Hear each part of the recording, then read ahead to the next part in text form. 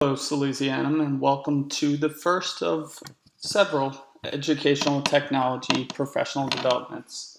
This video is intended to kick off our discussion for next Wednesday's professional development happening during Wednesday time, and is entitled Teaching and Learning in the Digital Age.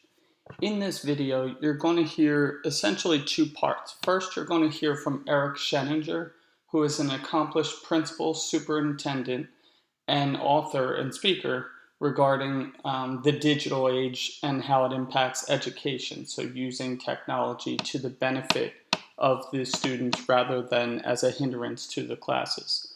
He first got his start not too far from where we are in New Milford, New Jersey, as the principal of New Milford High School. So Eric's TED Talk, we're going to hear about 7 minutes and is entitled Schools That Work for Kids. Just after a quick ad and a quick plug for good old coffee from Dunkin'. Here we go.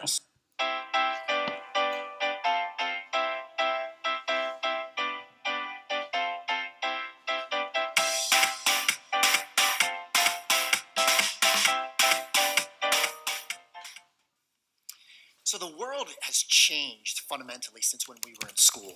And many of those changes, as we know, unless we live under a rock, have to do with technology. Students and adults today can connect and engage and collaborate like never before. And when I think about all of these changes, I think about how our students today are fundamentally different. They are wired differently. They are digital learners in every sense. And I look to my own son as evidence. My son Nicholas is 9, and he goes to PS3 in Staten Island, New York. And his favorite game is Minecraft. He is so addicted to Minecraft that, unbeknownst to me, he created his own YouTube channel and had over 40 tutorial videos. And when I watch him on the Xbox Connect, and I go down and I observe, I see him collaborating, communicating, solving problems, thinking critically, and creating his own new world with his friends. He loves this world. It is relevant, meaningful, and engaging. The problem for my son and countless other students across the world is school is the exact opposite of the real world. School does everything to suck out the passion, the creativity. How do I know this? Because both my children hate school. And it pains me as an educator. They hate school. But who can blame our kids? Who can blame our kids when they're in that real world and they come to school and we put them in desks and rows? We use bells to herd them on from one class to the next. And we block the very same tools that they are using in ways that does support learning. And we look at our structure. It's all about content. And we move our kids from algebra to biology to chemistry to phys ed. When the whole world, life, is taking all that content and throwing it up against the wall. Are we preparing our kids for life? Is school preparing our kids for life? When we look at how our system has reduced our students that have the capability to be divergent thinkers, to be creative, innovative, curious, that want to play, we force them to take one test that determines whether or not they are learning or that we are successful. But when the reality is, we now can create one assignment that affords a student a million different ways to showcase what they've learned. And another big disconnect for our students is the very tools that they're using outside of school are blocked, banned, and prohibited. When they bring the tools of their age to school, we punish them or we don't even allow them. And the problem is the adults. Traditionally, school has worked well for us. Schools are structured based on conformity, rules, because it's easy for us. And the adults that are tasked with preparing students for the real world are the least knowledgeable of the real world. And we've worked extremely hard to maintain the status quo. This was me.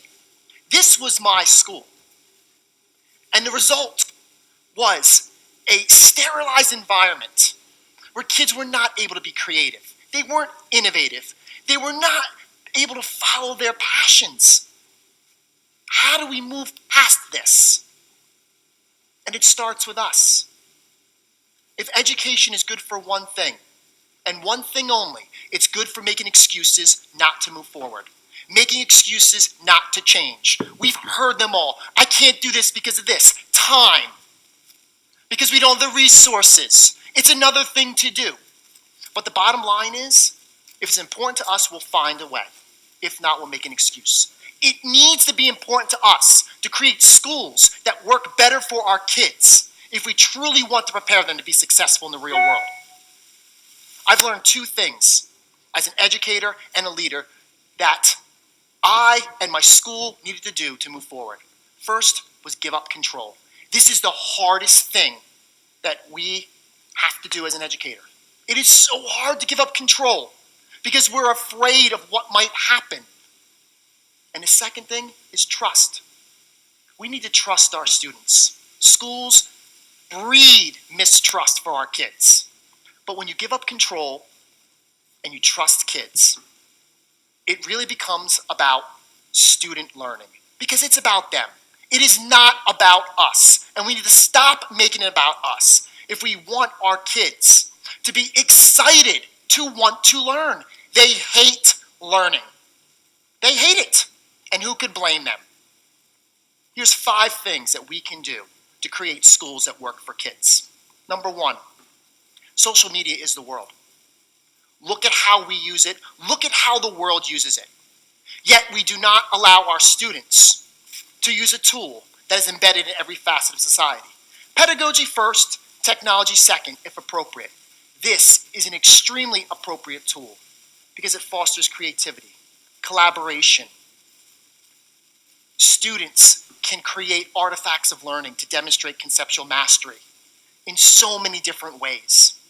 And it's a tool that no matter what they probably do once they leave school, they will probably be able to use this. And we fault kids for being inappropriate online, yet we as educators are not teaching them how they can use this tool to demonstrate learning, how they can use it to engage in conversations, find answers to their questions, drive change, and make a difference. Change number 2. Students have all of these devices. They have access at home, but we do everything in our power in schools to not allow kids to bring their tools to school. Bring your own device allows students to use real-world tools to do real-world work. So Eric does a great job of setting the stage for our discussions this year. What I like best is he points out the importance of the 4 C's of 21st century learning, which I'll talk about probably quite often throughout the year.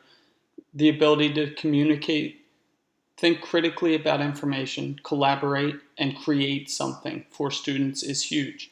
If you enjoyed hearing from Eric in his TED Talk, feel free to access the remainder of the video on either TED.com or YouTube. It's called Schools That Work for Kids. He's also an accomplished author. He's written a book called Digital Leadership, which was his first book, talking about how educators need to set a path and model digital use in general for students. But then his second book, which really lays out a path to do that, is called Uncommon Learning, both of which are available through Amazon. So we're going to spend a lot of the time talking about mobile learning and what it means to us. When you come in on Wednesday, we're really going to talk in our content area groups about this topic of mobile learning. But first, what is mobile learning? Simply put, mobile learning is the use of mobile devices for the purposes of learning. So here you see, this is taken from our website, 3 great Silesian gentlemen sitting on the lawn on Broome Street accessing their iPads. This is a great example of one of the affordances of mobile learning and using iPads in school is that it can extend learning beyond the walls, quite literally. Mobile learning can do several things. It can shift teacher pedagogy from being a teacher-centered approach to a more student-centered approach. Teachers can provide flexibility and choice throughout the lesson, and there are many opportunities through the use of mobile devices to personalize and differentiate instruction to better fit the learner's needs. It can also has been linked to improving student engagement. And then lastly, and probably most importantly, it can engage learners of all types and all shapes and sizes. First, I'm going to break down each of those. Flexibility and choice. With flexibility and choice through mobile learning, knowledge becomes multimodal in that you can use text, pictures, audio, and video to engage the learner and create meaning of the content. Secondly, knowledge can become both individual and collaborative, both face-to-face collaboration and virtual collaboration through several venues. And lastly, as Mr. Sutherland has pointed out a few times, knowledge now becomes instant. Students with these devices, and you all testified to this in your EdTech survey, is they have instant access to information, so knowledge becomes cheap, and now the question becomes, what do you do once you now can find that knowledge? It also talks, research talks about dynamic learning spaces. Learning spaces, meaning classroom settings, can be both in a physical sense, the setup of your classroom, but now in a virtual sense also. Are students interacting online through tools like Google Classroom? I know Socrative was used in previous years. All of this can shift students from being passive learners to active learners. Flexibility and choice can provide students, and Eric talks about this in his video, with many chances for authentic real-world learning opportunities. As a teacher, one of the biggest benefits I found was it can personalize and differentiate learning to best fit the students' both needs and interests. So as a teacher, you can dictate what you think the student needs, but also they can choose based on their interest by offering them choice. And lastly, and probably what I find the most fun to do in the classroom, is you can allow students chances for learning creation. So personalization and differentiation are huge buzzwords nowadays, but this isn't just about buzzwords. This is about research-based strategies that work for students. The iPads provide flexibility. They provide customization of lesson plans, as I've talked about. They also can increase active participation among students if you're engaging students both physically, face-to-face, and virtually. Those more reluctant learners, or the ones who are more drowned out by the extroverts in the room, can have a chance to participate. And it can also provide chances for co-creation of learning, both with you as the teacher and the student, but also student to student. The iPads enable, as I said, multimodality. They also enable you to chunk the lesson, provide immediate feedback through several different venues, and the use of video and voice is huge because you can now create personalized lessons for individual students. The iPads, as you know, have many features that are embedded within. These features, most notably the internet access, provides instant access to information. Engaging learners of all types and all experience levels, you can reinforce concepts through more of a drill and practice approach, but most importantly, and what I'd like to focus on this year, is you can increase the development of students' 21st century skills. Those 4 C's I talked about before: creation, collaboration, critical thinking, and communication. One example that's noted in the research is that cameras provide chances for this through active participation, collaboration, and they can increase the teacher-to-student interaction through models like flipped learning. Engaging all learners is huge. Accessibility features like text-to-speech, speech-to-text, and all the embedded features within many of the iBooks provide students with learning differences a chance to succeed. They've been linked to increasing verbal behavioral skills in students with autism spectrum diagnoses. And then also literacy development and students with ADHD. Students with ADHD have found the iPad to be more of an organizational tool and a huge help in that case. Lastly, a lot of this research also aligns with who we're trying to serve best, those three young men sitting on Broome Street, the boys in our classroom. Student achievement. It's important to note that a review of about 8 years of mobile learning literature from 2007 to 2015 has noted that mobile learning, when implemented effectively, can increase achievement. Most notably, it can increase acquisition of content knowledge, problem-solving skills, and language development. So where's the gap? 86% of students in the 2014 Speak Up for Schools survey attested that they believe the use of mobile devices can improve learning. The problem is that 75% would like to use mobile devices more often in class. This just gets at the fact that they, from a student perspective, don't believe mobile devices are used as often as they could or should be. So how does mobile learning fit into my class is what you should be thinking at this point. The goal is teaching the course content, of course, by effectively integrating technology with best pedagogical practices that we all know. The model for this, sort of the theory behind it, is the blending of this knowledge, the content knowledge as you see highlighted in blue, the pedagogical knowledge, the knowledge of how to deliver that content to the students, but also the technical knowledge that is emerging and that is needed and that we all realize has a bit of a learning curve to it. But once you get those three knowledge bases down, you're hitting the sweet spot, this spot in the middle where you're blending teaching the content with the pedagogical skills through the use of technology. So of course that requires us to shift pedagogy from teacher to student-centered lessons and lesson design. We now need to think about our instructional design, and what that could mean is flipping the role of homework.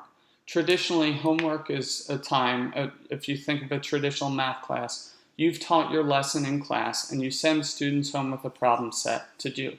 The issue there is that while some students can navigate through that process, and that this is a test of what they've understood through the lesson, many may struggle in the process and you're not at home with them to remediate the content. By flipping, you would send a video home to students. They would watch it, so they'd get that direct instruction, and then they come in, they do the problem solving with the teacher in the room, and you're able to really navigate that with them, remediating and differentiating on the fly as students need.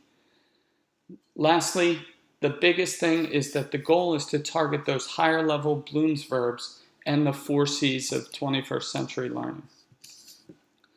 So I grabbed this infographic from a book I'm reading, which really is a great way to encapsulate how we should think about technology rather than so the wrong answers would be talking about the tools, making prezzies, starting blogs, creating Wordles, designing flip charts, all these bells and whistles that technology does afford, and it does have a bit of an engagement factor with students and definitely looks flashy in terms of the marketing of your class.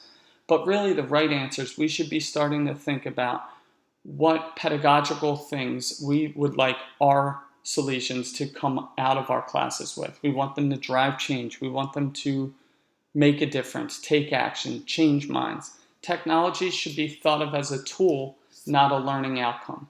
I love this quote by Will Richardson in an ASCD article.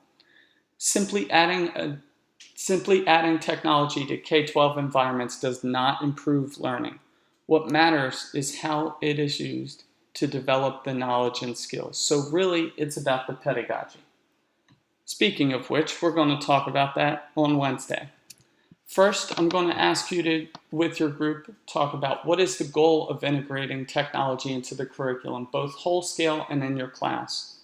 Secondly, what does mobile learning look like in my class? How have you used the iPad successfully? And how should it be used moving forward? And lastly, as departments, we're going to design technology-specific learning goals and targets to target this year. So that's all for Eric and my conversation. I look forward to speaking with you all on Wednesday. Thank you for listening.